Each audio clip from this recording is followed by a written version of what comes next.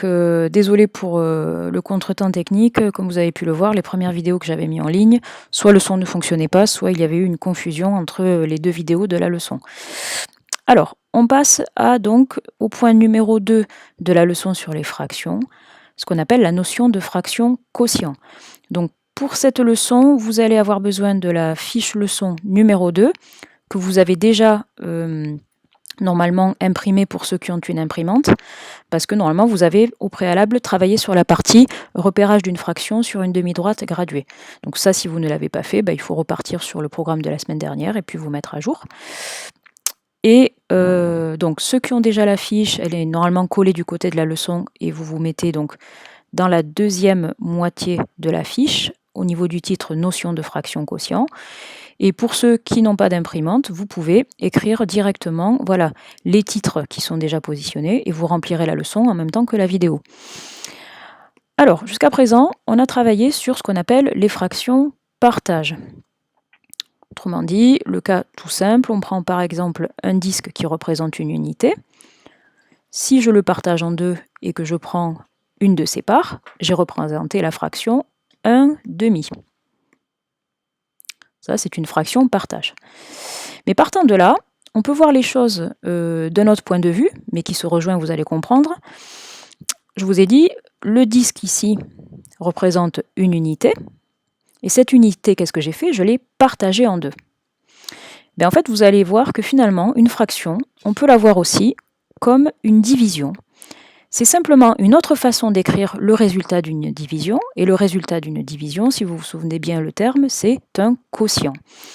En fait, ici, vous voyez, vous avez une barre là, comme ça, avec un nombre en haut, un nombre en bas.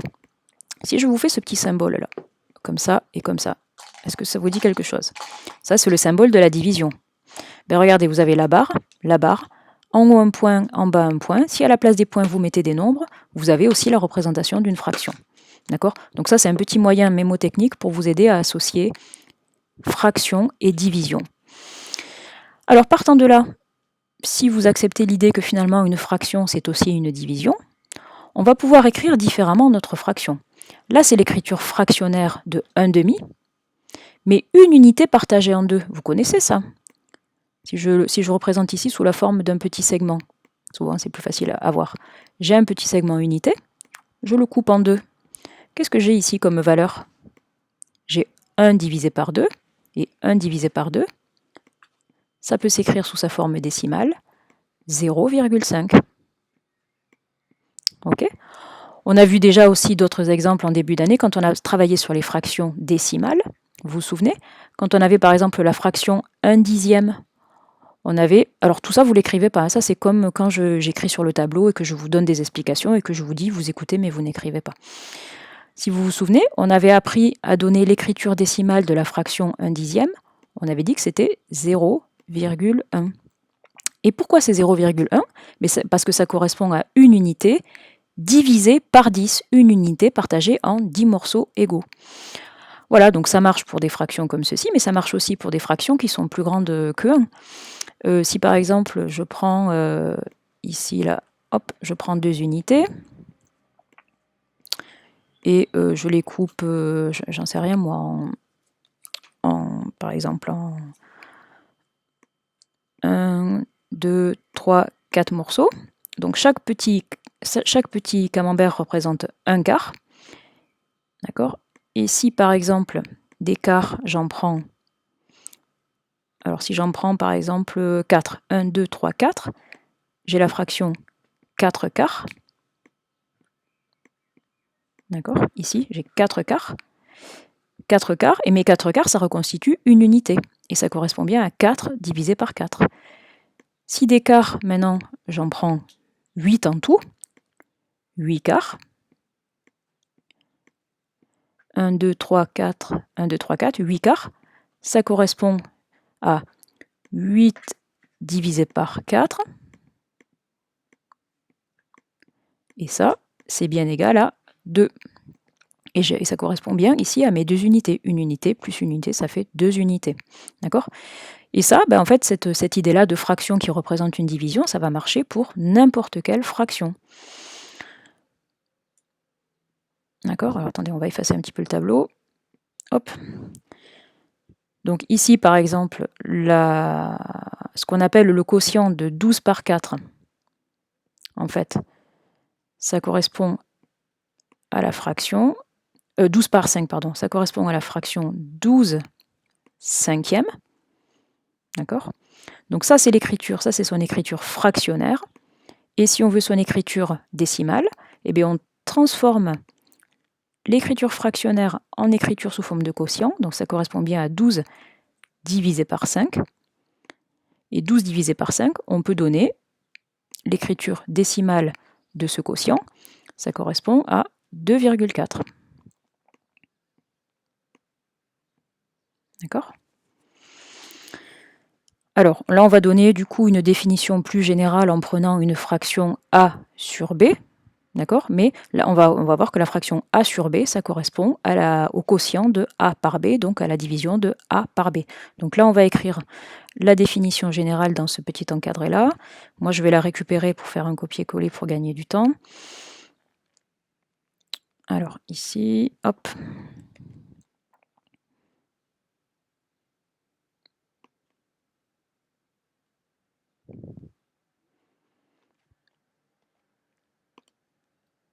Voilà, donc ce que vous pouvez faire, c'est, hop, vous faites une pause sur la vidéo, le temps d'écrire ici la définition. Alors, je vous fais juste un petit commentaire. Donc, on prend A et B deux nombres, et surtout, on prend B différent de 0. Donc là, ça prend tout son sens, parce que vous voyez que B, ça correspond au dénominateur. D'accord? Et la fraction A sur B, on peut très bien la voir comme A divisé par B. Et je vous rappelle qu'on n'a pas le droit de diviser par 0. Donc, on ne peut jamais avoir ici 0 au dénominateur. Et là, vous comprenez bien pourquoi, parce que cette fraction-là, ça correspond à la fraction A, enfin au nombre A divisé par B. D'accord? Donc, je vous laisse faire pause, vous recopiez toute la définition. Et après, on va s'arrêter un peu sur cette dernière propriété qui peut-être pas vous saute pas aux yeux, mais je vais vous donner un exemple ici. Voilà, donc normalement, vous avez écrit toute la définition ici, d'accord? Alors, je m'arrête un peu sur les explications ici. Qu'est-ce qu'on a? On a A sur B multiplié par B qui donne A. Alors là, avec des lettres, c'est peut-être un peu abstrait pour vous, mais regardez, si on prend l'exemple avec le quotient, ici de 12 par 5. Si je prends ma fraction 12 cinquièmes, donc je prends la fraction 12 cinquièmes, et je la multiplie par 5. Ben, qu'est-ce qui va se passer? Si on traduit ce qui se passe, 12 cinquièmes, c'est pareil que 12 divisé par 5. Donc si vous prenez le nombre 12, que vous le divisez par 5, mais qu'après vous multipliez le résultat par 5, c'est comme si vous n'aviez rien fait. Diviser par 5, puis multiplier par 5, ce sont deux opérations inverses qui s'annulent en quelque sorte. Leur pouvoir d'opération s'annule. Donc finalement, on retombe sur 12. D'accord? Et si on fait pareil dans l'autre sens,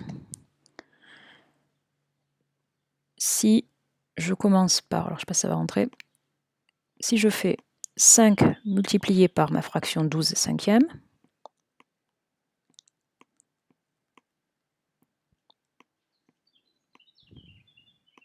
ça va revenir au même, c'est-à-dire que je multiplie 12 par 5, mais je le redivise par 5 après, c'est comme si j'avais rien fait, et je retombe sur 12.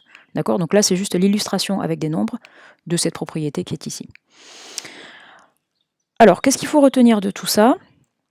Ben, la technique à connaître, en fait, ce que je vais vous demander de faire après dans le calcul mental, c'est de passer de l'écriture d'une fraction, d'une écriture fractionnaire, à une écriture sous forme de nombre décimal. Donc là, 1/2, on l'a vu tout à l'heure en exemple. La fraction 1/2, on peut la traduire par 1 divisé par 2, une unité partagée en deux morceaux, et 1 divisé par 2, ça vous connaissez normalement maintenant, c'est 0,5. Ici, la fraction 3/4, c'est-à-dire 3 divisé par 4. Bon, déjà, c'est facile de voir que ça va être plus petit que 1, parce que si je prends 3 et que je le divise en 4, comme 4 est plus grand, je vais trouver quelque chose qui est plus petit que 1. Alors, 3 divisé par 4, je vais vous refaire un petit schéma pour vous aider à le retenir aussi. Hop, si on se met sous forme de segment, on a un segment unité ici. Voilà.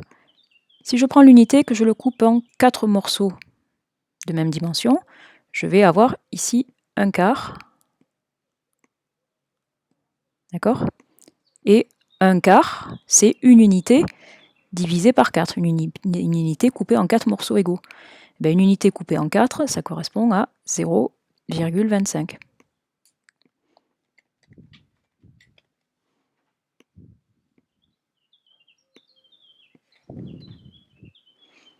0,25. Ici, on a quoi? On a 2 fois 0,25, on a donc 0,5. D'accord? Et à la troisième graduation, on a nos 3 quarts, 1 quart, 2 quarts, 3 quarts, et nos 3 quarts, c'est 0,25 plus 0,25 plus 0,25, ça fait 0,75. D'accord? Donc plutôt que de poser la division 3 divisé par 4, on peut raisonner comme ça en s'aidant des fractions. Et donc la fraction 3 quarts en écriture décimale, elle s'écrit 0,75. Ici, 87 dixièmes, là on retombe sur ce qu'on avait fait en début d'année. On a l'écriture fractionnaire d'une fraction décimale, et en écriture décimale, qu'est-ce qu'on avait dit? Ici on a 10, donc on décale la virgule d'un rang vers la gauche, autrement dit on divise le numérateur par 10. 87 dixièmes en écriture décimale, ça s'écrit avec le résultat de 87 divisé par 10, c'est-à-dire 8,7. Ici, la fraction 21 tiers, elle correspond à 21 divisé par 3. 21 divisé par 3, eh bien, ça correspond à 7, qui est aussi une écriture décimale, mais une écriture décimale un peu particulière parce que c'est une écriture sous la forme d'un nombre entier. Et un nombre entier, je vous rappelle, c'est un nombre décimal, mais qui a une partie décimale égale à 0, qui a que des zéros après la virgule. Et du coup, on ne les écrit pas parce que ce sont des zéros inutiles. Et enfin, la fraction 12 cinquièmes, eh bien, on l'a vu ici, ça correspond à 12 divisé par 5, et 12 divisé par 5, ça fait 2,4. Voilà, donc en suivant, je vous donnerai une série de calculs mentaux où je vous demanderai d'écrire à chaque fois l'écriture décimale de différentes fractions, donc de différents quotients. Et on va terminer cette leçon avec un dernier exemple, la fraction 2 tiers. Alors la fraction 2 tiers, donc on prend une unité, on la coupe en 3 et on prend 2 de ces morceaux-là. Ça correspond à 2 divisé par 3. Mais si vous vous souvenez, quand on a travaillé sur la division décimale, on avait vu certains cas particuliers comme ça de division qui ne permettent pas d'écrire un quotient avec un nombre fini, un nombre précis de chiffres après la virgule. Là, dans ce cas-là, 2 divisé par 3, comme 3 est plus grand que 2, on peut le mettre 0 fois. On met la virgule et du coup, hop, on rajoute un 0 pour diviser 20 dixièmes par 3. 20 dixièmes par 3, le mieux qu'on puisse faire, c'est 6. 3 fois 6, 18, il va rester 2. Et du coup, on va continuer pour chercher le chiffre des centièmes. Pour cela, on rajoute un 0. On se retrouve à nouveau avec 20 divisé par 3. Le mieux qu'on puisse faire, c'est 6. Il va rester 2. Et là, on sent ce qu'il va se passer, ce qu'on avait déjà vu, c'est que ce quotient-là, en fait, n'a pas d'écriture décimale, parce qu'une écriture décimale, c'est une écriture avec un nombre précis de chiffres après la virgule qui s'arrête. Or là, ça ne s'arrête jamais. Donc, là, on remarque, on va dire que un quotient n'a pas toujours une écriture décimale, c'est-à-dire un nombre, enfin on va mettre plutôt n'est pas toujours un nombre décimal, n'est pas toujours un nombre décimal, c'est-à-dire un nombre avec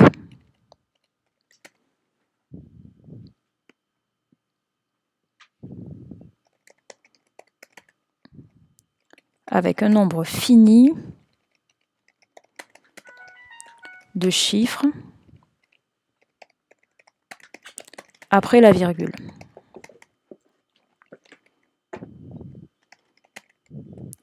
Donc, par exemple, le quotient de 2 par 3